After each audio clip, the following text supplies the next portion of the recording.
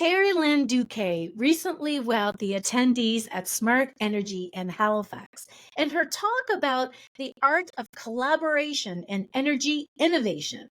A sought after speaker and a voice for change in the electricity sector, TL is the founder and principal at Ignite Energy Solutions. She has spent nearly 20 years working with utilities and is currently working with the Energy Futures Lab to develop and deliver on a collective vision for Alberta's electricity sector. Please join me in welcoming TL.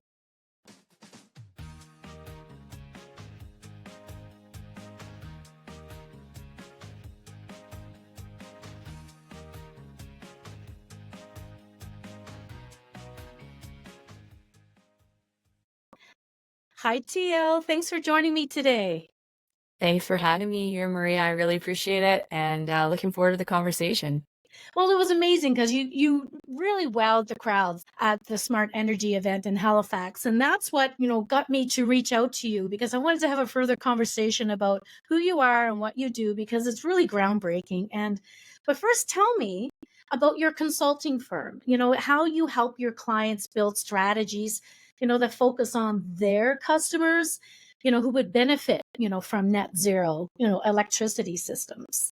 Yeah, for sure. So I've spent most of my career working for an electric utility. And so I like to start there because I think it's an important place to remind ourselves that mentality. Utility companies have always been focused on their customers from a safety and reliability perspective, two really core elements. But as I began my work over the last 2 years, really focusing on innovation and strategy, working on electrification and customer programs, and then both grid and regulate modernization, it became clear that the customer-centric approach is really going to be needed for us to properly really design our solutions and prioritize investments so that we could really get to net zero, keeping everyone in mind. And really, at the end of the day, this really does come back to how do we engage customers with electricity, and how do we ensure that the decisions that are being made are made in the best interest of those customers' needs, as well as long-term and short-term affordability. So the work that I do really is asking all of my clients to put their customer hat on first,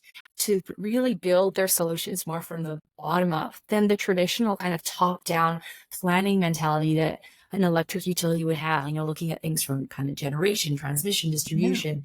We really flip things on its head and start with the customer first. Well, I love that because, and what was always taught in marketing was what's in it for me. So you want to think about what's in the minds and the hearts of your customers and trying to match that.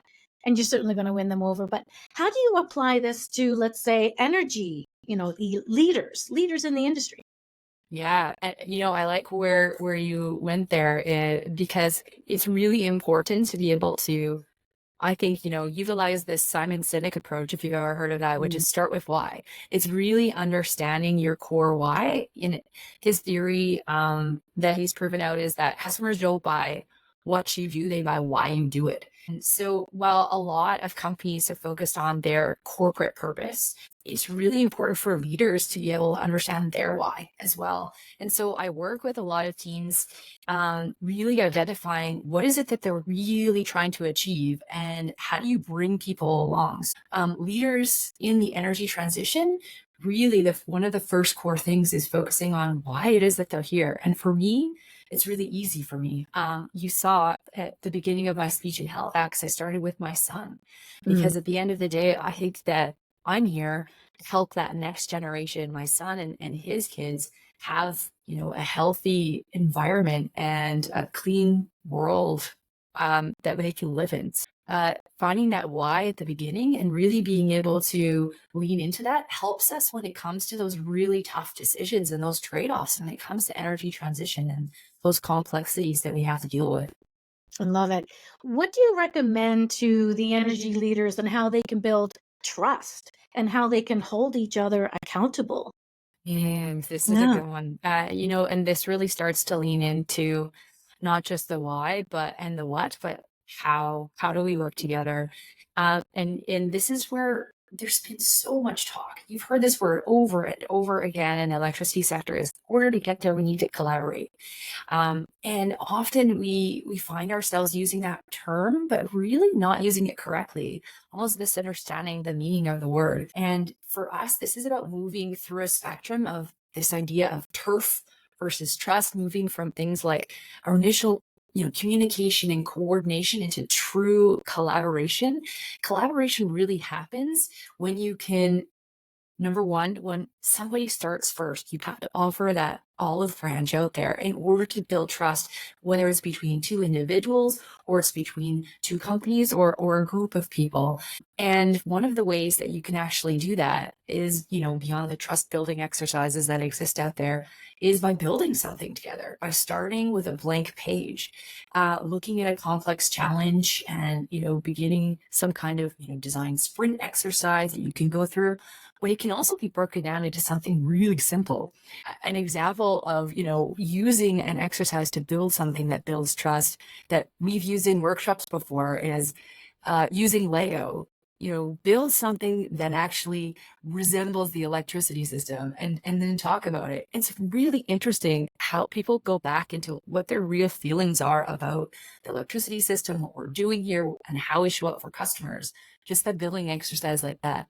So I would say, building trust at the beginning is really important. Um, and doing the work together. The other thing is that piece of holding each other accountable. As we move through this process of collaboration, ultimately we need to be able to divide and conquer those tasks. We can't do it all alone. And so we have to find the talents and strengths within the team and divide and conquer the work. And it's important, for me to know, if I'm working with you, Maria, what are you going to hold yourself accountable and how can I check in with you? Because at the end of the day, we've got a lot of work that needs to happen, and we need to be able to move quickly. So we're working together. That's one of the ways that we'll be able to do that is by holding each other accountable and checking in. Well, I would imagine that, just to add on to this, there's a little bit of risk there. Like you're sticking your neck out, in fear of it being chopped off. Like you're kind of, there's all kinds of, we should have done that. We should have done this.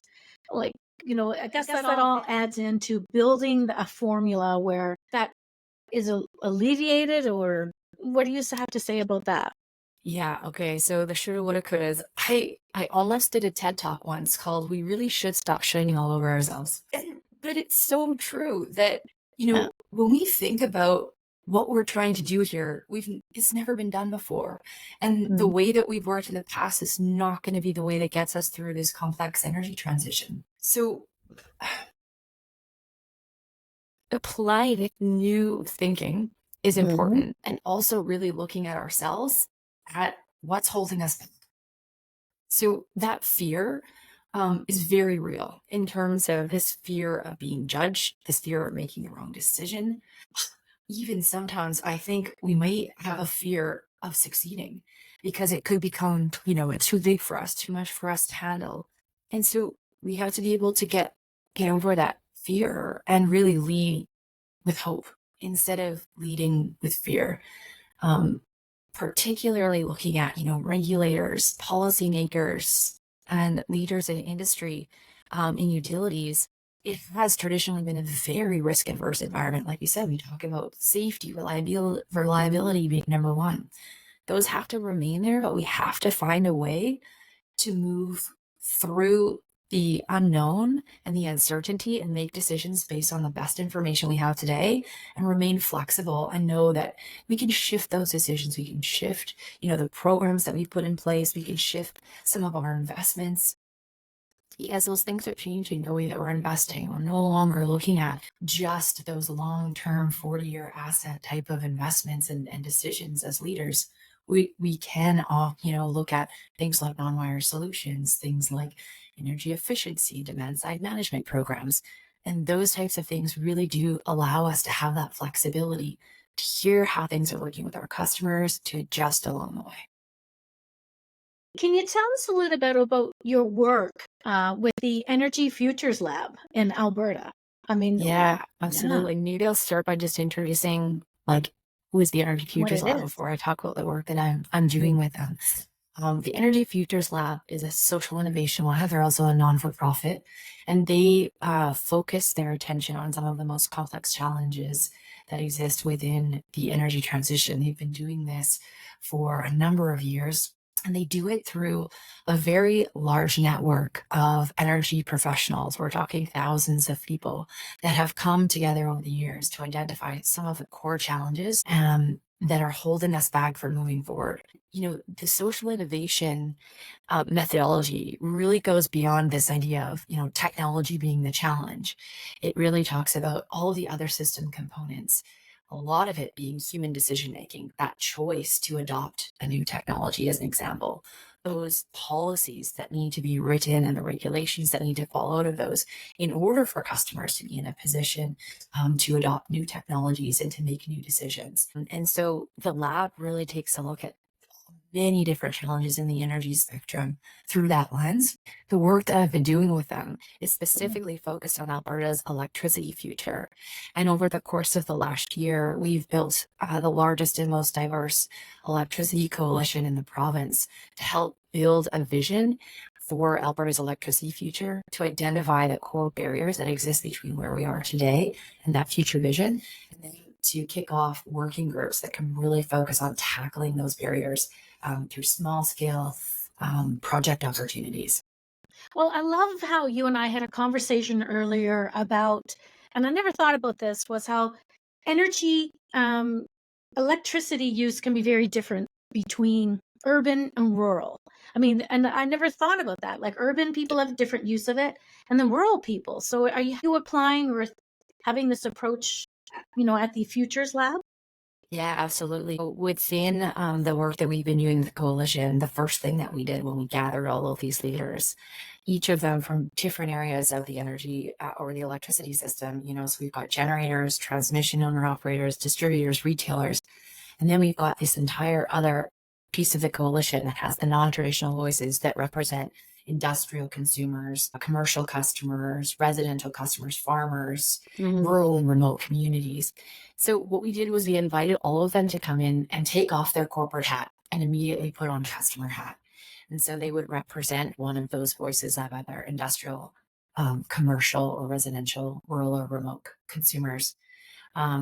So that is how we began from a blank slate, building what does the future of Alberta's electricity system really need to look like. And over the course of working with these leaders, it was incredible for them to hear their core takeaway from each of these workshops was, wow, I can't believe how much I learned just from listening to other people's perspectives. And there's been a ton of research that our team has been doing over the course of the last year, really understanding the differences, like you said, between urban customers and rural customers as well. And when you look at rural customers, I mean, they've got a completely different expectation and an experience in terms of reliability than urban Right. customers do. That's, as a starting point. In Alberta, we also see an affordability challenge that exists between urban and rural customers. Well, rural customers pay higher distribution and transmission tariffs as well. So they're automatically, in a disadvantaged position when it comes to affordability. And the other thing, beyond just like the billing side of things and the end use of electricity, when we look at some of the renewable projects that are happening all throughout the province of Alberta and the provinces across the country for that matter, those developments are happening in rural environments. They're happening in rural land. And so this is about understanding, the land use and the trade-offs that need to happen in that rural environment is very different than the urban environment. And those, in many cases, renewables are seen, yes, as a challenge in terms of land use, but also the huge benefit in terms of tax revenue that really help create that revenue stream, but also a lot of jobs to keep people, working and in those rural environments in those small towns in Alberta. So.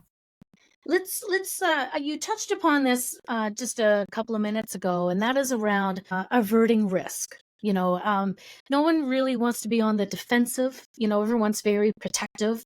They don't want to, speak out of turn or do anything that could alter the flow of anything. So how would they turn this around to a customer service approach? What are some easy, low hanging fruits that they could consider?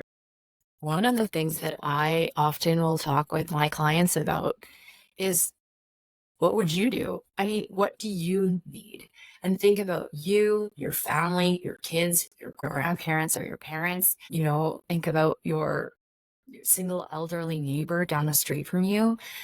I find that to be an actually a pretty easy thing. It's really about getting out of our own head sometimes and putting on that view of someone else. But at the end of the day, we're all customers. So I would say that from a customer perspective is a really great tool that works.